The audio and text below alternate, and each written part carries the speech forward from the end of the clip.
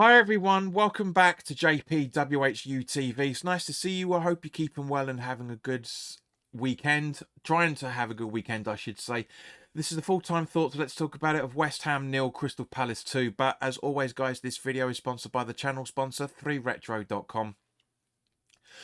Please click the link in the description below that will take you directly through to the West Ham section of their website where you can purchase some really nice retro gear. And as you can see from the icon that's up here, there's also retro Palace gear in there as well, along with track jackets, polo shirts, sweatshirts and t-shirts made by Admiral and Umbro, so go check those out. Any purchases you make through the link in the description below, the commission that the channel would normally be getting, as I always say, I'll be sending on to the charity Iron Supporting Food Banks.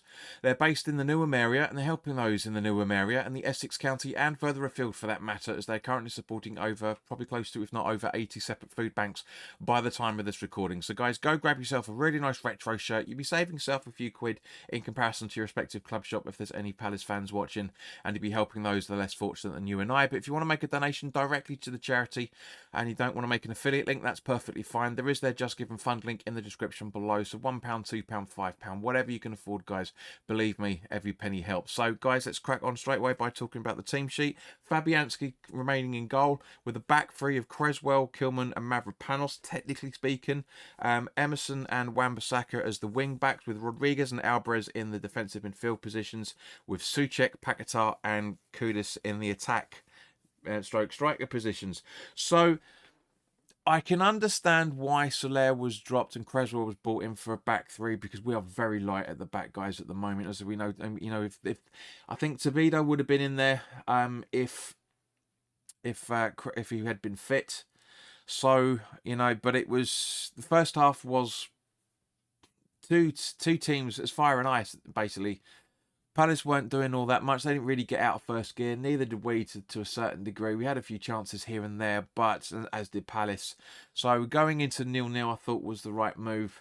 At half-time, Rodriguez comes off, which I thought was the right move, and Soler comes on in his place. Apparently, Soler had a bit of a hamstring problem before the game, so they wanted to only make sure that he can play one half, which makes total sense from that point of view. But yeah, it was just weird. We just couldn't handle Palace properly. You know, I did say in the preview, for those that watched it, this is, and for those that don't watch the previews, guys, I highly recommend you do watch those previews, because occasionally I do get things right. I don't get the starting 11 right, but that's my own personal prediction. I'm not trying to predict what Potter is trying to do. But I did say, when we talk about the officials, I said I don't know what Thomas Brown was going to be able to do. He was very, very happy to book players at West Ham, but was hardly booked anybody at Palace. In fact, I don't think he actually booked any Palace fans, did he? No, not one player. When players, for example, like Hughes should have been booked a few times. You know, Muniz,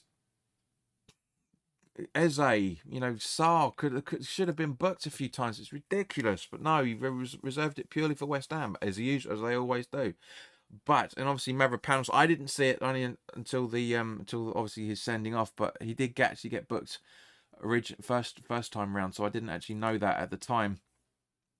But I do think the two bookings were fair. But you know, we had some good changes come on. We had Orford for Emerson, Ollie Scarles came on for Creswell, and Danny Ings came on for Paquetá. You know, it was, and then all of a sudden, the combination of Orford and Scarles just really sort of like gave us a bit of a boost, gave a bit of an impact in terms of trying to make something happen, trying to get a goal, but just couldn't happen. It just really couldn't happen, and it was ridiculous. And I also said in the preview, because it was the first time I ever mentioned it out of the normal running, because normally when I do the players to look out for section, I do say, you know, who's the highest away scorer, who's the highest assister, who's got the highest aerial duels, etc., etc. But I said straight off the bat in that section, I said Mateta is a player that we need to keep an eye on, because he's their highest goal scorer so far this season. He's got 11 goals now thanks to that game yesterday. You know, it was unreal. Absolutely unreal. But, and this is what I don't understand, it was the most easiest goal he'll ever score in his entire life on the 48th minute, 48th minute. It's just really, really so easy for him to score. You know, how, I mean, we could see the goal was coming from the other end of the fucking stadium. How does Fabianski, who, by the way, made some great saves in the first half to keep us in 0-0, and throughout the second game, to be fair, how the hell did Fabianski not know that a goal was coming and he went down too late and it's 1-0 to Palace? Well taken from Mateta's point of view. Yes, there's a foul to Kilman in the build-up, I think. Is that the build-up to that goal or... No, sorry, it's a build-up to the penalty, isn't it? Yeah, there was a foul on Kilman, but apparently that wasn't a foul. That's what I'm saying. You know, and it was just... But yeah, Fabianski came out one too many times off his line. He was hot-headed a lot in that game. You know, especially in that second half. Really, really, as I said, he made some great saves, kept us in it at 0-0 at half-time. But should not have come off his line. Nketiah was going to score anyway, by the looks of it. So he should have stayed on his line. Guys, the amount of time... I haven't said it for a good little while, but I do say goalkeepers need to stay on the line until the absolute last second. Fabianski likes to get off his line the second they're in the box. It really irritates me that he does that. You know, and we paid the penalty for it. Literally paid the penalty. Mateta got the second penalty, hit Fabianski's leg and still rolled under. So there's a bit of a Rob Green England... Sorry, Rob Green stroke Paul Robinson England performance from that point of view.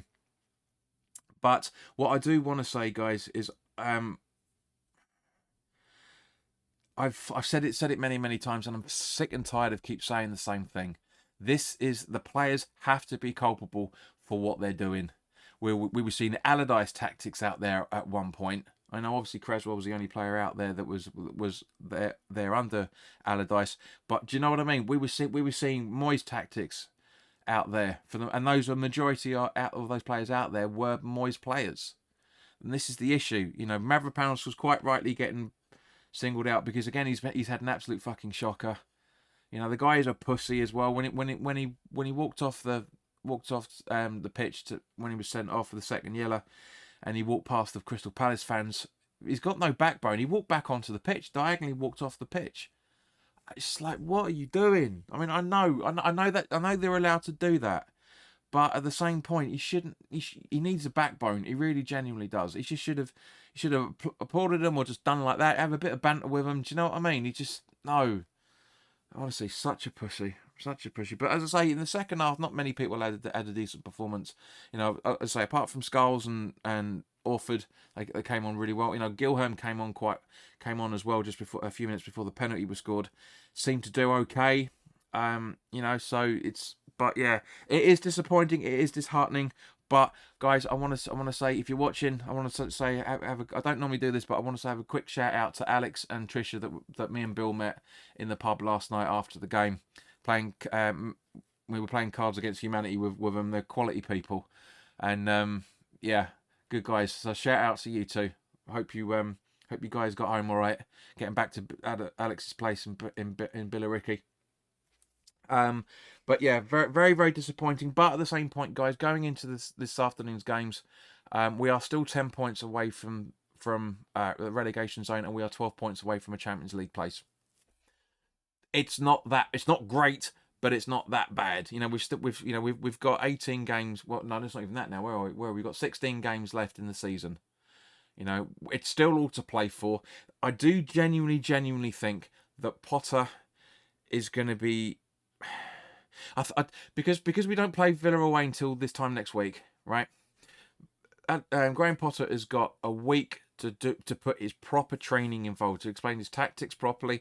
Do you know what I mean? I do think if we're going to see Potter ball, yeah, I think we've got more of a chance of seeing it in the coming weeks than we have so far. You know, I know some people said that feel that Potter's made some mistakes with the starting 11 today, and I do.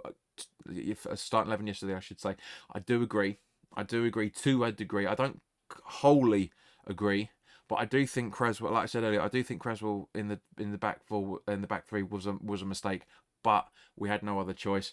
You know, I always say that you need to exploit the opposition's weaknesses in their formation. Potter didn't do that. He set up in the same sort of formation to match Palace, which works in the first half. I'm not gonna lie, it worked in the first half, didn't in the second. You know, out of possession and in possession, the players were going into slipping into 2 or 3 different formations, which is great, which is exactly what you want to see. But at the same point, guys, as I said a few days ago with the full-time thoughts video, guys.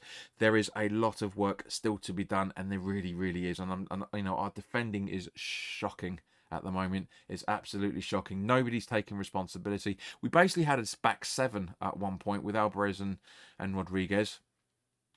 Nobody was taking responsibility for what was going on. Come on, camera, sort yourself out. You know, nobody was really sort of, yeah. Honestly, I could talk for another 3 hours on this. It really is bad, so I'm going to keep it as short as possible because I know you guys can't seem to watch more than a couple of minutes of my videos for some random reason. But guys, thank you very, very much for your time. If you're new to the channel, please do like, share, and subscribe if you're enjoying it. And as I say, try and enjoy yourselves for the rest of the day. You know, we've all had a few beers. I certainly haven't get home till 1 o'clock in the morning. But yeah, let's just try and relax, try and enjoy the rest of the weekend, guys. And if there's anything else worth talking about before the preview for the Villa game comes up on Friday, then I will see you very, very soon. All the best now. Take care.